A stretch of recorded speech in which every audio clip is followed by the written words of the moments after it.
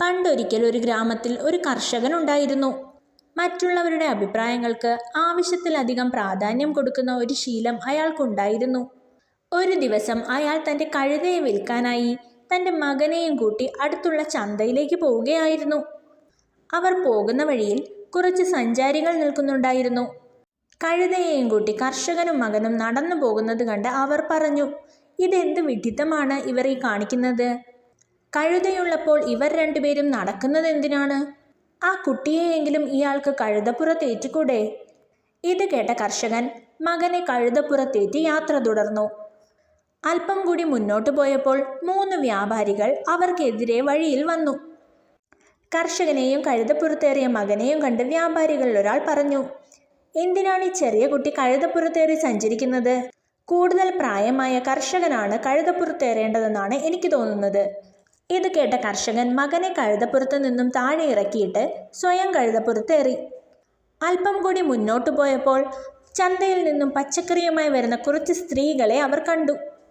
കർഷകൻ കഴുതപ്പുറത്തും കുട്ടി നടന്നും പോകുന്നത് കണ്ട സ്ത്രീകൾ പറഞ്ഞു, ഇയാൾ എന്തൊരു ദുഷ്ടനാണ്! ആ പാവം കുട്ടിയെ നടക്കാൻ വിട്ട് അയാൾ ഒറ്റയ്ക്ക് കഴുതപ്പുറത്തേറി സഞ്ചരിക്കുന്നു. ഇത് കേട്ട കർഷകൻ കുട്ടിയോടും തന്നോടൊപ്പം കഴുതപ്പുറത്തേറുവാൻ പറഞ്ഞു. അങ്ങനെ കർഷകനും മകനും ഒരുമിച്ച് കഴുതപ്പുറത്ത് സഞ്ചരിക്കുവാൻ തുടങ്ങി.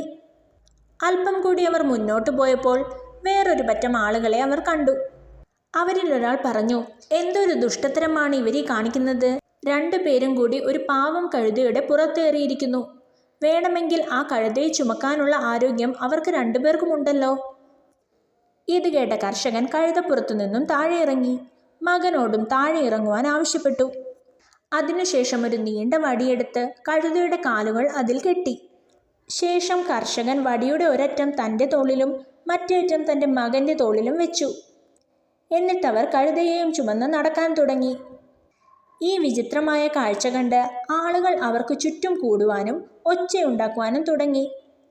ഇത്രയുമായപ്പോൾ പേടിച്ചരണ്ട കഴുത വടിയിൽ കിടന്ന് പിടയ്ക്കുവാൻ തുടങ്ങി.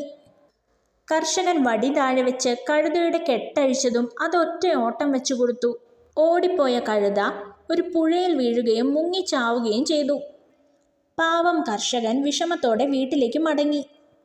വഴിയിൽ കണ്ട എല്ലാവരുടെയും അഭിപ്രായങ്ങൾക്ക് ആവശ്യമില്ലാത്ത പ്രാധാന്യം കൊടുത്തതുകൊണ്ടാണ് തനിക്ക് തൻ്റെ കഴുതയെ നഷ്ടമായതെന്ന് കർഷകൻ മനസ്സിലാക്കി.